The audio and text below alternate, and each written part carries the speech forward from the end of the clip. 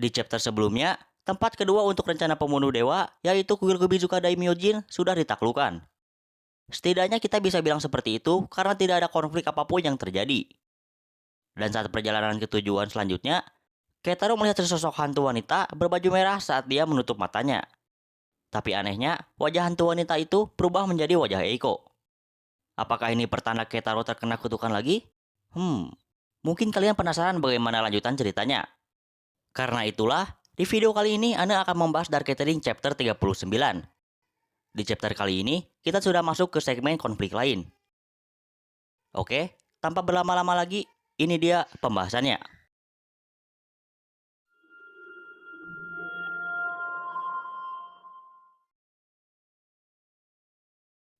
Chapter 39 dibuka dengan Keitaro yang melihat hantu wanita yang mengenakan baju merah saat dia menutup matanya. Tidak hanya terkejut, tapi Keitaro juga kebingungan karena wajah hantu wanita itu kemudian berubah menjadi wajah Eiko. Keitaro kebingungan dan bertanya-tanya apa yang sebenarnya terjadi. Keitaro pun gemetaran lagi, kemudian memanggil Yayoi. Saat Yayoi berbalik ke belakang untuk melihat Keitaro, Yayoi sudah mendahului apa yang ingin dikatakan Keitaro. Apakah itu tentang ilusi hantu wanita? Keitaro mengkonfirmasi itu, dia tidak melihatnya sekarang ini, tapi dia berpikir itu adalah semacam luka spiritual. Yayoi kemudian menyadari sesuatu pada Keitaro. Bekas luka di leher Keitaro sudah sembuh dan hilang sepenuhnya. Mendengar itu, Keitaro bahkan terkejut karena dia juga tidak menyadari hal itu. Malahan ada energi yang berkilauan di tempat di mana seharusnya bekas luka itu berada. Bekas luka itu benar-benar hilang sepenuhnya. Eiko bertanya sejak kapan. Eiko kemudian mengatakan sambil terheran-heran, apakah mungkin saat di kuil Kubizuka? Yayoi bertanya-tanya apakah itu sebuah berkat? Mungkinkah itu sebuah efek samping? Yayoi kemudian berpikir dia melihat sesuatu di rumah terbengkalai tadi. Kelihatannya sepertinya Keitaro mendapatkan berkat dari kuil. Tapi Yayoi bertanya-tanya berarti apakah itu tidak ada hubungannya? Yayoi kemudian mengatakan mungkin Keitaro terkena energi Daimyojin dari kuil tadi dan itu memancing perhatian hantu. Keitaro kemudian merenung jika itu efek dari berkat, kalau begitu apa boleh buat. Yayoi kemudian mengatakan pada Eiko bahwa mereka harus terus mengawasi Keitaro. Eiko setuju dan Keitaro berterima kasih atas hal itu. Setelah perjalanan yang cukup panjang, mereka akhirnya sampai di sebuah penginapan yang akan mereka singgahi selama mereka berada di Kyoto. Mereka juga sudah check-in di counter sebelahnya saat siang. Di dalam juga terasa memiliki udara tertentu.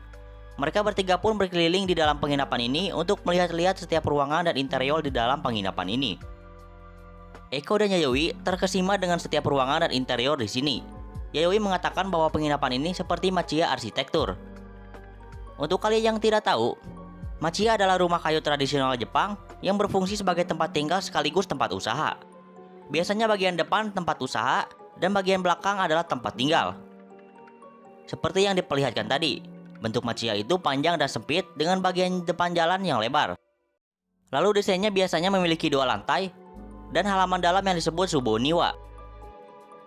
Arsitektur Machiya juga dibuat dari bahan-bahan alam seperti kayu, kertas, dan tanah liat, dan menggunakan teknik tradisional seperti sambungan tenggam dan pasak untuk memungkinkan fleksibilitas selama gempa bumi. Rumah seperti ini memang memiliki daya tarik tersendiri di Jepang sana. Tapi Keitaro juga berpikir ini cukup menyeramkan di malam hari, dan sepertinya hanya mereka bertiga lah tamu di sini. Beberapa menit kemudian, Keitaro masuk ke dalam ruangan yang seharusnya adalah kamarnya. Tapi di dalamnya, Eiko dan Yayoi malah berkumpul di ruangan itu. Mereka bahkan terlihat terlalu santai saat berada di ruangan itu. Tapi Eiko dan Yayoi bilang bahwa mereka harus terus mengawasi Keitaro. Keitaro berterima kasih meskipun dia tidak terlalu senang dengan itu. Keitaro kemudian melipat jaket Eiko sembari mengatakan seharusnya mereka tidur terpisah. Saat ini akan lebih mudah untuknya untuk pindah ke kamar mereka. Eiko kemudian bercanda dengan mengatakan pakaian dalamnya ada di mana-mana dan bertanya apa yang akan dilakukan Keitaro dengan itu. Keitaro menyuruh Eiko untuk membereskannya. Kemudian mereka bertiga pun berkumpul untuk melakukan rapat tentang apa yang terjadi hari ini dan jadwal ke depannya. Eiko kemudian mengatakan jika mereka membicarakan kejadian hari ini, Keitaro mengalami banyak hal. Keitaro hanya bisa terdiam mendengar itu. Yayoi kemudian mengatakan Keitaro mudah sekali diculik seperti seorang putri di video game. Dan mereka harus lebih memperhatikan Keitaro mulai dari sekarang. Eiko kemudian mengatakan meski begitu, mereka tidak bisa terus mencegah hal itu.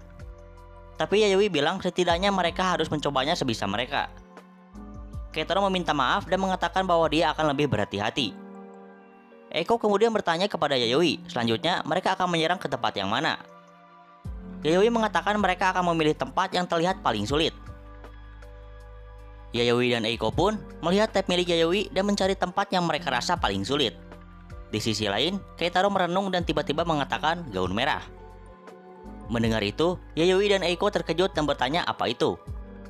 Keitaro terkejut karena sepertinya dia mengatakan itu tanpa dia sadar sama sekali.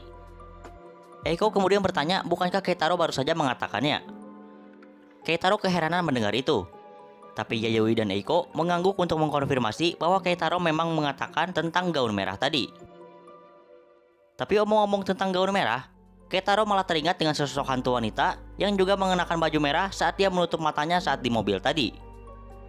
Tapi Keitaro membuang hal itu dan mengatakan dia terlalu overthinking tentang itu. Wanita itu bahkan tidak mengenakan gaun. Keitaro kemudian menimbrung kembali sembari mengubah ke topik utama lagi. Keitaro bertanya mereka akan menyerang ke tempat yang mana lagi. Eiko kemudian menunjukkan tabnya kepada Keitaro dan menyuruh Keitaro untuk memilih pin yang dia suka. Keitaro berpikir sejenak lalu menunjuk ke salah satu pin di pentagram kutukan yang ditampilkan di tab itu. Tempat yang ditunjuk Keitaro itu adalah jalan stasiun OT dan stasiun OW. Namun Yayoi dan Eiko bilang itu adalah tempat yang paling mudah. Mendengar itu, Keitaro pun terkejut dan bertanya kepada mereka tempat mana yang akan mereka pilih. Yayoi bilang Taman F, tapi Eiko bilang terowongan T. Mereka bertiga memiliki pendapat yang berbeda.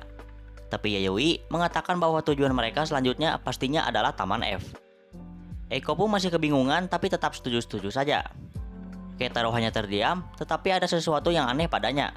Ada energi yang berkilauan di lehernya. Dan lagi-lagi Keitaro mengatakan hal aneh. Kali ini dia mengatakan memasukkanmu ke dalamnya. Mendengar itu, Yayoi berbalik ke Keitaro dan bertanya apakah Keitaro mengatakan sesuatu. Keitaro lagi-lagi kebingungan, karena sepertinya dia mengatakan hal tadi tanpa dia sadari. Dan benar saja, ternyata bekas luka di leher Keitaro bukan menghilang, tapi tertutup oleh energi berkilauan itu. Energi itu menutupi bekas luka itu hingga terlihat seperti sudah benar-benar hilang. Hari pun kemudian menjadi semakin larut, dan Keitaro sudah tertidur. Melihat itu, Yayoi mengatakan bahwa tidak ada pilihan lain, mereka juga harus segera tidur, dan dia akan menyiapkan futonnya. Eiko juga mengatakan bahwa Keitaro adalah yang paling kelelahan di sini. Yayoi pun mengatakan mereka juga harus segera tidur. Tapi meski begitu, mereka juga akan tetap mengawasi Keitaro. Mereka pun menggelar futon dan ikut tidur di kamar yang sama. Setelah mereka tidur, keheningan melanda kamar ini. Keitaro yang sedang tidur terlihat tidak nyaman karena pastinya dia bermimpi buruk. Di dalam mimpinya, lagi-lagi dia melihat wanita berbaju merah yang pernah dia lihat sebelumnya. Dan persis seperti sebelumnya, wajah wanita itu lagi-lagi berubah menjadi wajah Eiko. Keitaro pun terbangun dan tiba-tiba tanpa sebab dia mengambil sebuah ballpoint. Lalu tangannya terasa sangat berat seperti dikendalikan oleh sesuatu. Keitaro pun lagi-lagi mengatakan tentang gaun merah. Keitaro mengatakan gaun merah akan cocok untukmu. Keitaro pun bangun dan berdiri tepat di atas Eiko yang sedang tertidur. Keitaro pun mengangkat ballpoint itu ke atas dan darah berceceran kemana-mana. Keitaro menusuk leher Eiko dengan menggunakan ballpoint yang dia pegang tadi. Dan darahnya pun berceceran dan membasahi futon dan lantai di mana Eiko berbaring. Ini unsensor karena ini terlalu brutal. Keitaro pun berdiri, kemudian air matanya keluar dan tubuhnya pun gemetaran. Sambil tersenyum dengan ngeri, Keitaro mengatakan bahwa gaun merah sangat cocok untukmu. Keitaro kemudian melihat ke arah cermin di hadapannya. Dari pantulan cermin itu memperlihatkan Keitaro yang berlumuran darah karena hal tadi. Tapi masih tersenyum dengan ngeri. Melihat sosoknya yang mengerikan di cermin, Keitaro pun menangis dan berteriak. Panel pun berpindah ke Keitaro yang bangun dari tidurnya sembari menangis. Ternyata kejadian tadi hanyalah mimpi. Keitaro pun bangun dari futonnya dan bersyukur bahwa itu tadi hanyalah mimpi. Keitaro berkeringat dingin karena masih mengingat apa yang dia lakukan di dalam mimpinya tadi. Lalu tiba-tiba, Keitaro mengatakan, "Aku tahu gaun merah akan cocok untukmu." Mendengar itu, Keitaro terkejut dan menutup mulutnya dengan ketakutan. Jelas sekali bukan Keitaro yang mengatakan hal itu. Lalu Keitaro merasakan sebuah energi dari lehernya. Sembari di dalam pikirannya, dia terus dihantui dengan ucapan gaun merah. seolah sesuatu menyuruh Keitaro untuk membuat Eiko mengenakan gaun merah. Tapi seperti yang kalian lihat sebelumnya, gaun merah yang dimaksud di sini bukan gaun yang memang berwarna merah, melainkan gaun yang menjadi merah karena darah. Keitaro mencoba terus melawan pikiran negatif itu.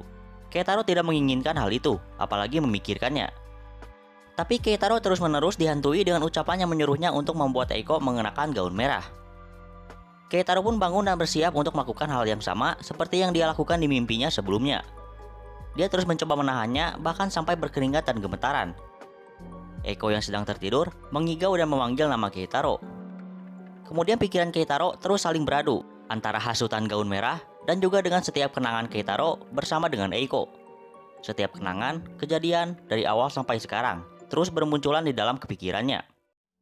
Keitaro pun menggertakkan giginya dan berhasil melawan hasutan itu. Kemudian memukul pahanya sendiri dengan keras. Mendengar suara hentakan itu, Yayoi yang sedang tertidur pun langsung terbangun, lalu melihat ke arah Keitaro yang sedang berada di atas Eiko. Keitaro yang masih gemetaran kemudian melihat ke arah Yayoi dan meminta Yayoi untuk menghentikannya. Yayoi melihat dengan cermat apa yang ada di dalam tubuh Keitaro saat ini. Benar saja, Keitaro memang terkena kutukan dan sumber kutukan itu ada di lehernya saat ini.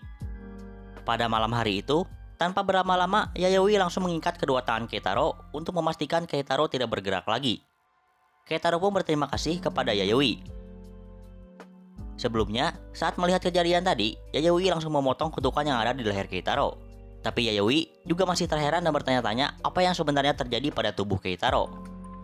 Yayoi pun beranggapan bahwa Keitaro memang terkena semacam kutukan, dan mereka harus menghancurkan sumbernya.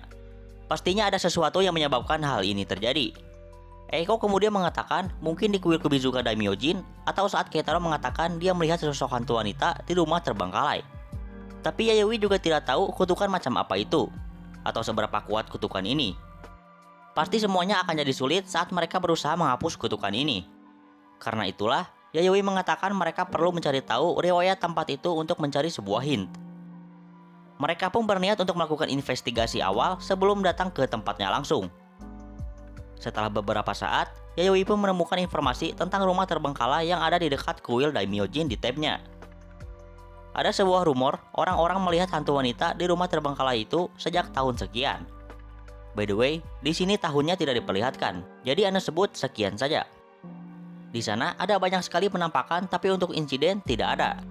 Eiko bilang pencarian sederhana dengan internet tidak akan membuat mereka mendapatkan apapun. Yayoi melanjutkan, karena itulah ini tidak akan mudah. Eiko kemudian mengatakan untuk memberinya sedikit waktu, dan dia akan serius. Yayoi bingung, serius yang dimaksud di sini itu bagaimana?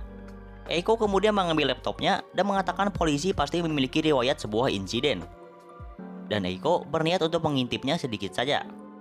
Keitaro terkejut, dan pastinya kita juga terkejut. Eiko ternyata bisa ngehack Oi lah. Yayoi kemudian bertanya memangnya laptop itu bisa melakukan itu.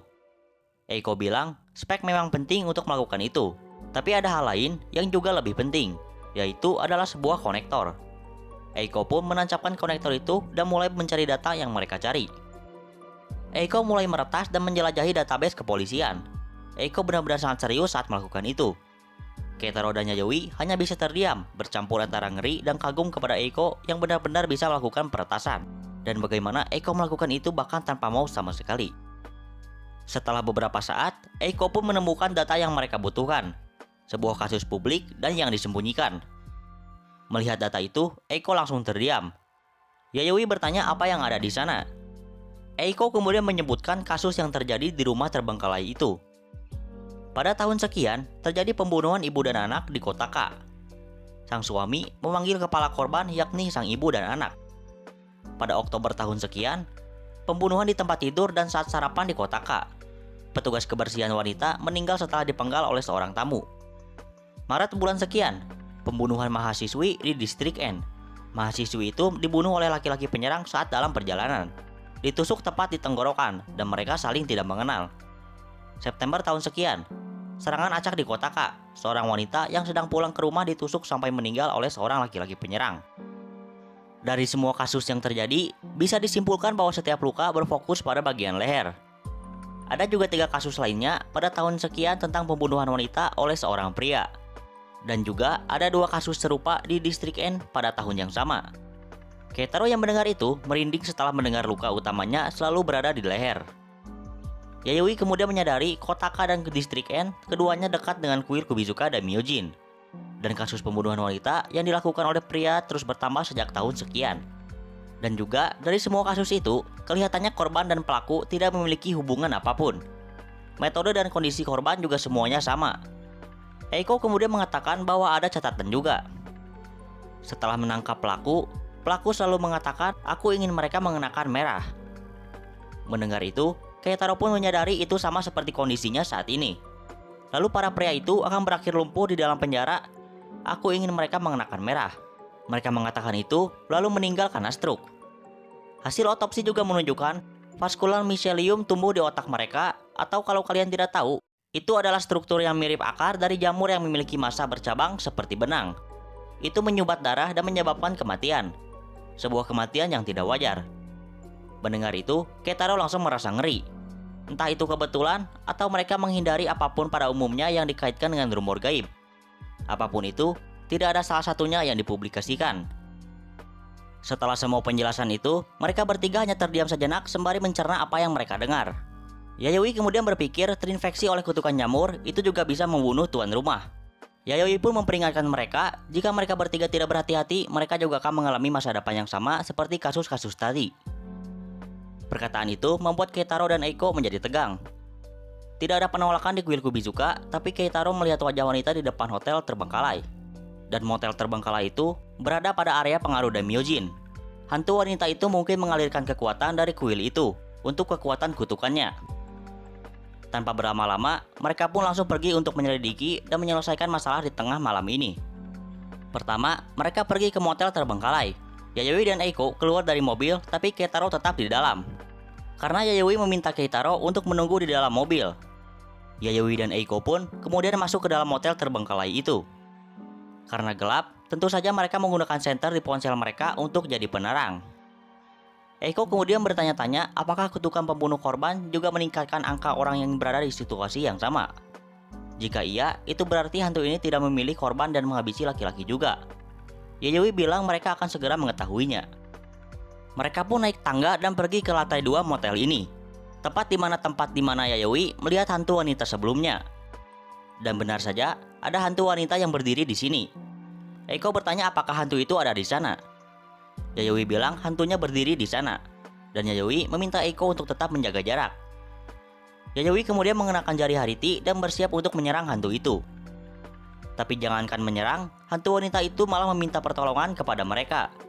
Mendengar itu, Yayoi hanya diam dan kemudian melihat ada hantu lainnya juga, yaitu hantu bayi yang menempel di kaki hantu wanita itu.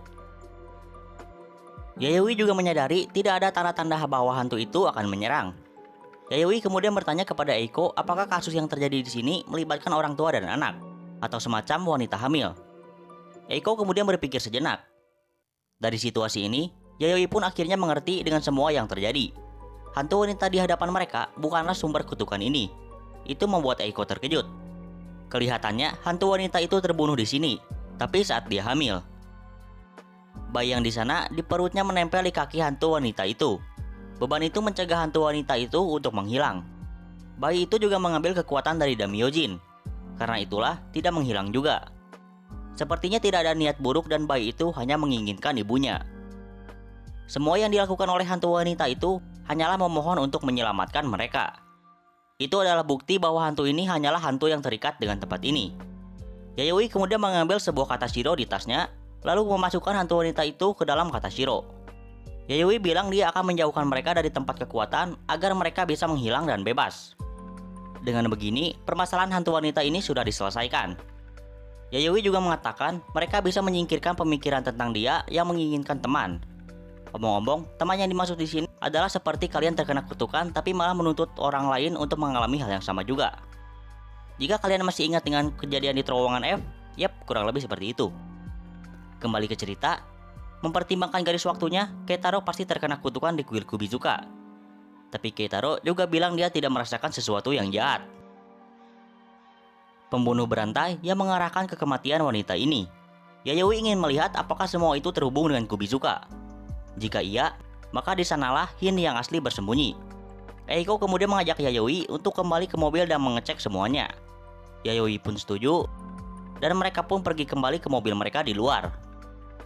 Yayoi meminta maaf kepada Keitaro karena membuatnya menunggu lama. Tapi saat melihat Keitaro yang di dalam mobil, Yayoi hanya bisa terdiam.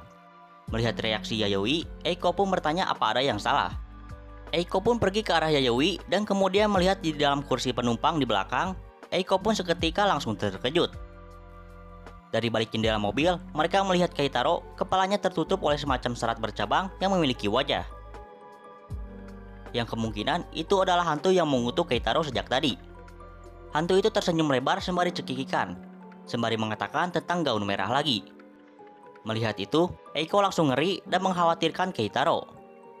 Yayoi sadar bahwa Eiko bisa melihat hantu ini, dan bertanya-tanya apakah hantu ini sekuat itu. Yayoi kemudian mengingat kembali tentang perkataan Eiko tentang yang terjadi pada pelaku pembunuhan, di mana mereka meninggal karena stroke. Sebuah vaskular miselium tumbuh di otak mereka, itu menghambat aliran darah dan menyebabkan kematian. Yayoi sudah memotong itu 1 kali. Untuk tumbuh besar setelah itu, dalam waktu singkat, pemulihan hantu ini sangat hebat. Jika mereka tidak menyelesaikan masalah ini secepatnya, Keitaro dalam bahaya. Dan chapter 39 pun selesai.